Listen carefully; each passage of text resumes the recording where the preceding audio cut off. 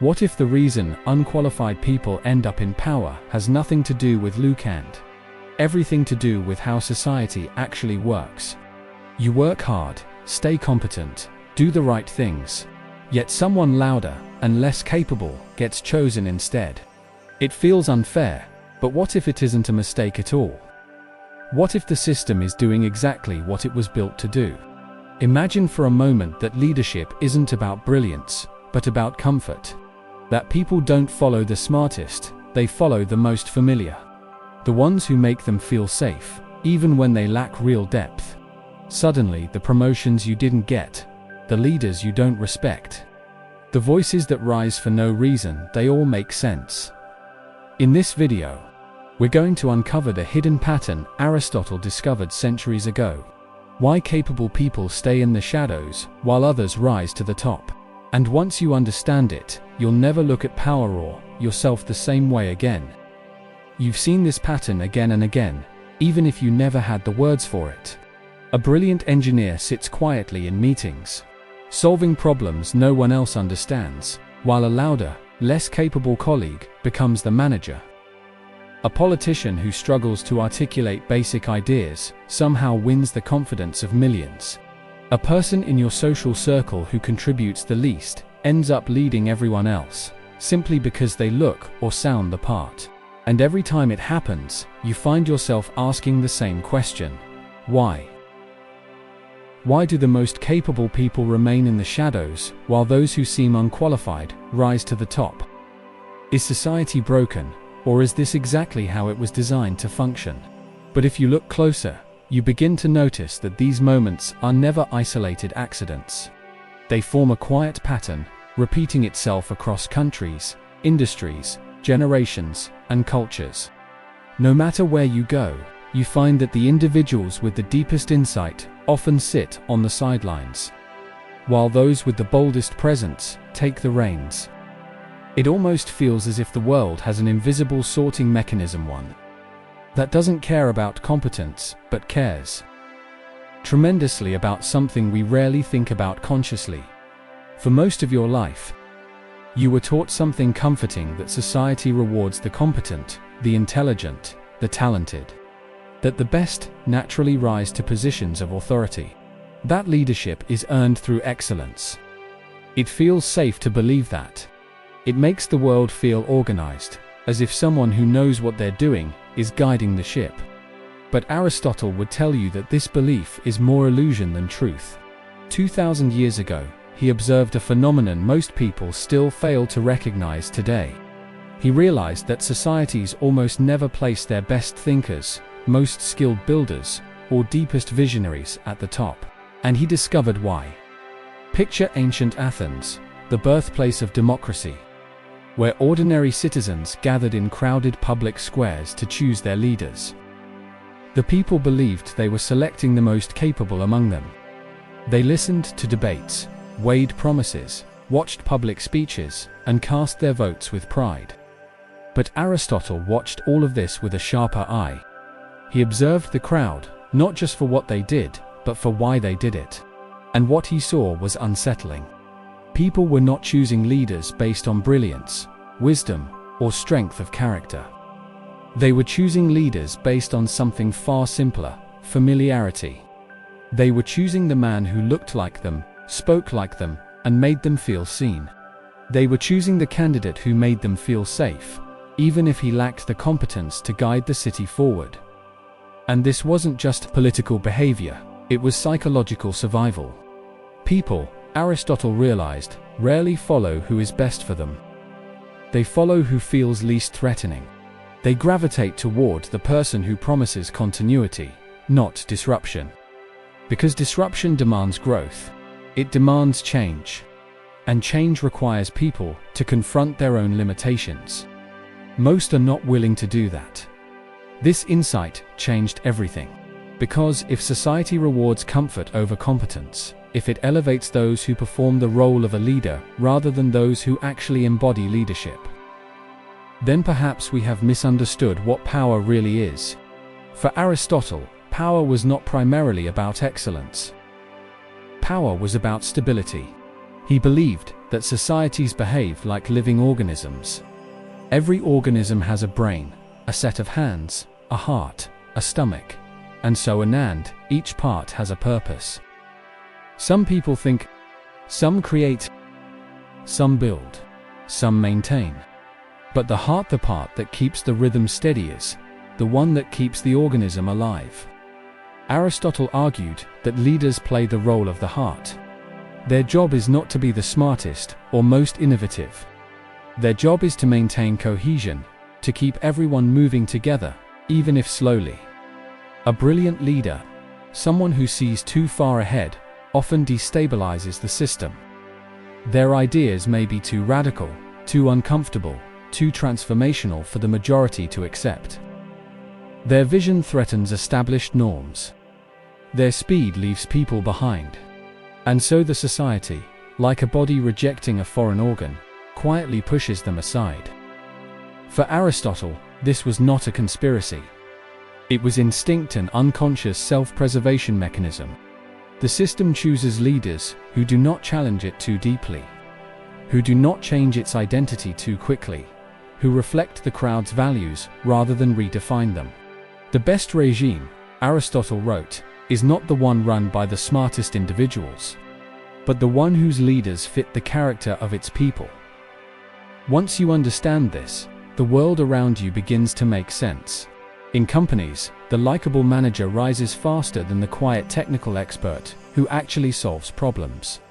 In politics, the charismatic performer wins, while the intelligent policymaker fades into the background. In communities, the loudest or most relatable person becomes the leader, not the wisest. This isn't a malfunction. This is the system working as intended. Stability over brilliance. Familiarity over excellence. Comfort over truth. And it doesn't stop there. The system doesn't merely prefer comfort, it actively avoids anything that threatens the emotional equilibrium of the group. A leader who thinks too deeply makes people feel inadequate. A leader who questions everything makes people feel unstable. A leader who sees 10 steps ahead makes people feel lost. And so the system doesn't reward the person who can build the future. It rewards the person who can maintain the present. It rewards predictability, not vision.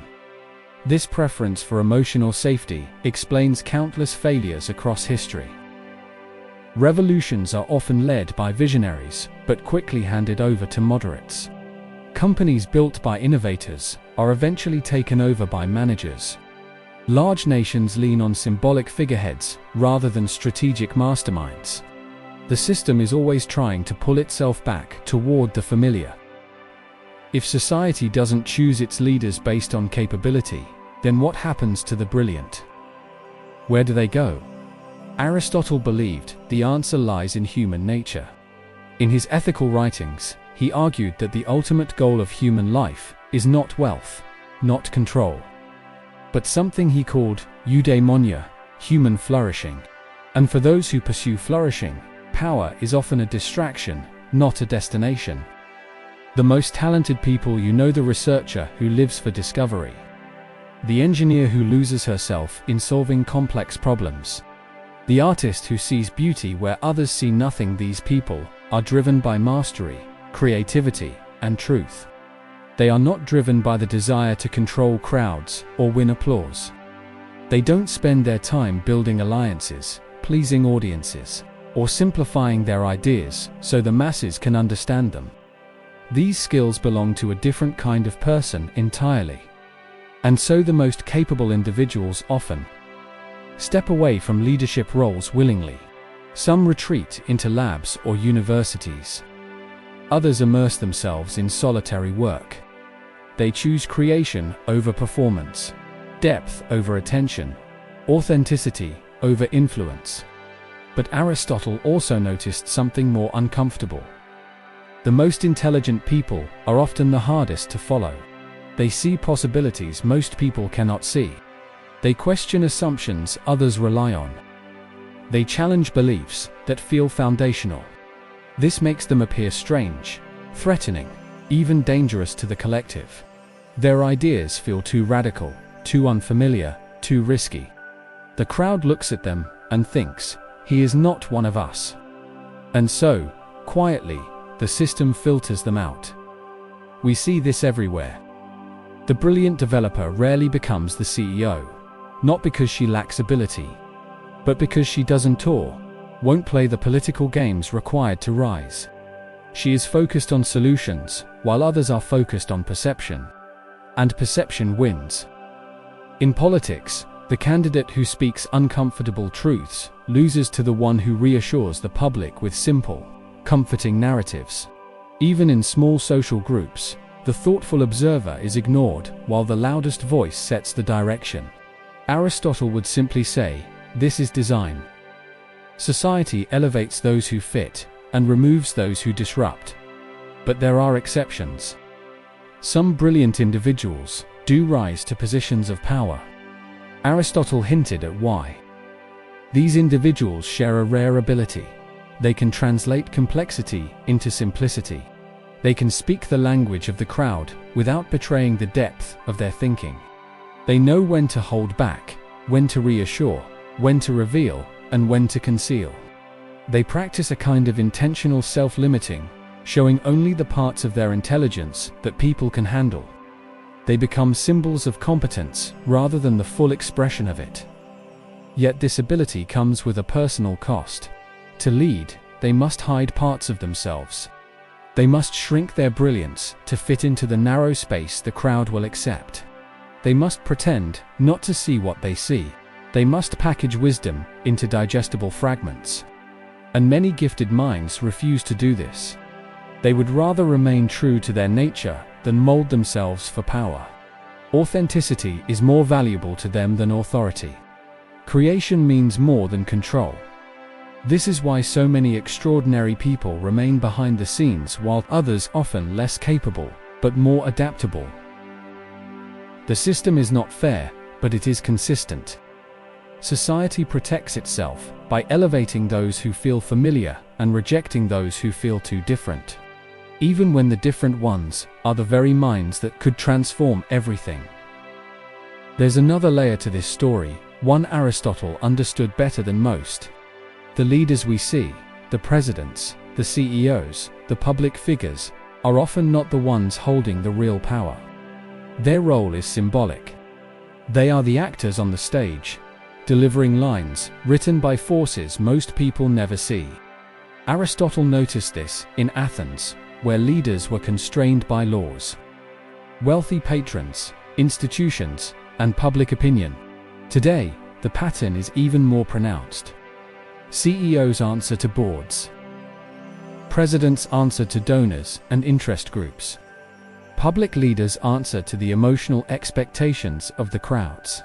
In reality, the person in the spotlight is often not the architect of decisions, but the buffer between the system and the public.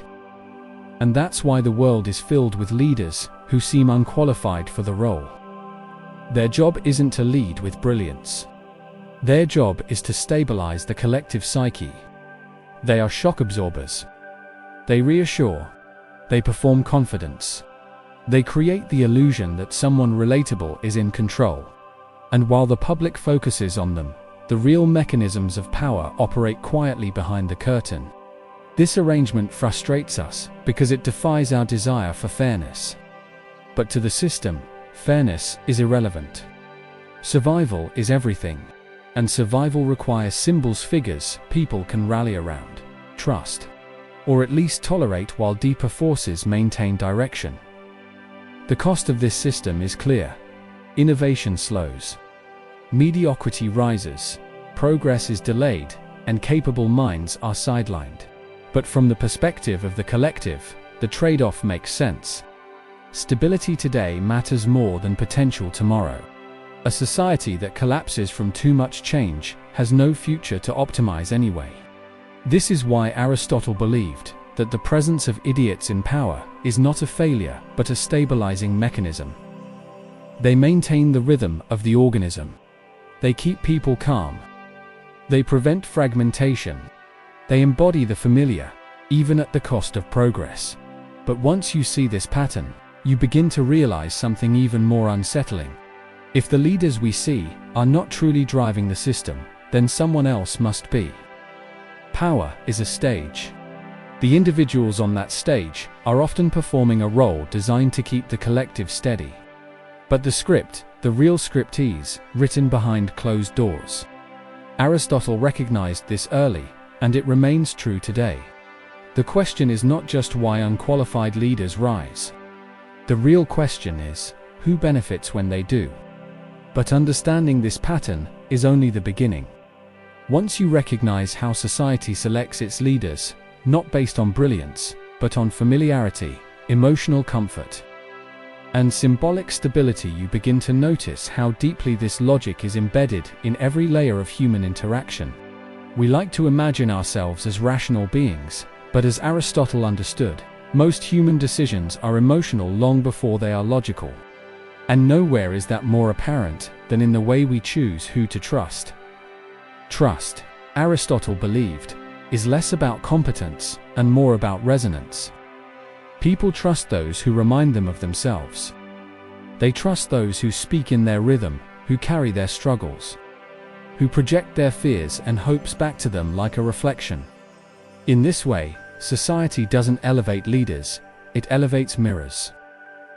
Leaders succeed by embodying the values and insecurities of the people they represent. This is why political speeches rarely offer deep solutions. Instead, they offer comfort. They offer familiarity.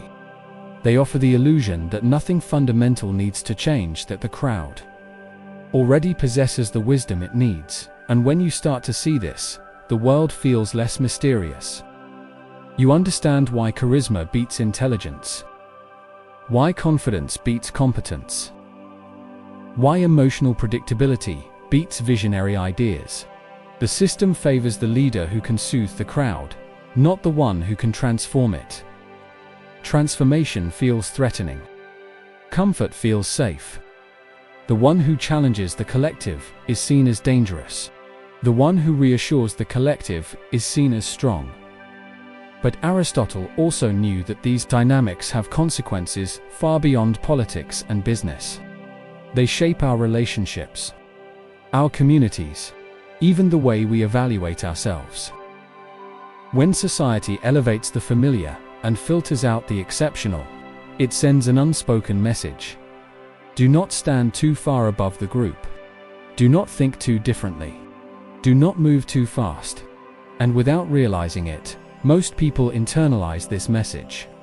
They shrink their curiosity. They tone down their talents. They hide their real questions. They silence their inner critic. They dim their own brilliance because the system rewards conformity more than excellence. This, Aristotle believed, is the greatest tragedy of all, not just that society overlooks the brilliant, but that countless brilliant minds never develop at all because they learn early that exceptional thinking is unwelcome. You can see this everywhere. The child who asks too many questions is told to stop being difficult. The teenager with unusual ideas is mocked for thinking differently. The adult with a unique vision is pressured to be realistic, which is another way of saying be less. Slowly, silently, the system trains people to abandon their edges, their originality, their genius. Not out of malice, but out of fear of what the unfamiliar might disrupt. Aristotle warned that a society afraid of exceptional people eventually stagnates. It becomes predictable, safe, comfortable, and inwardly fragile.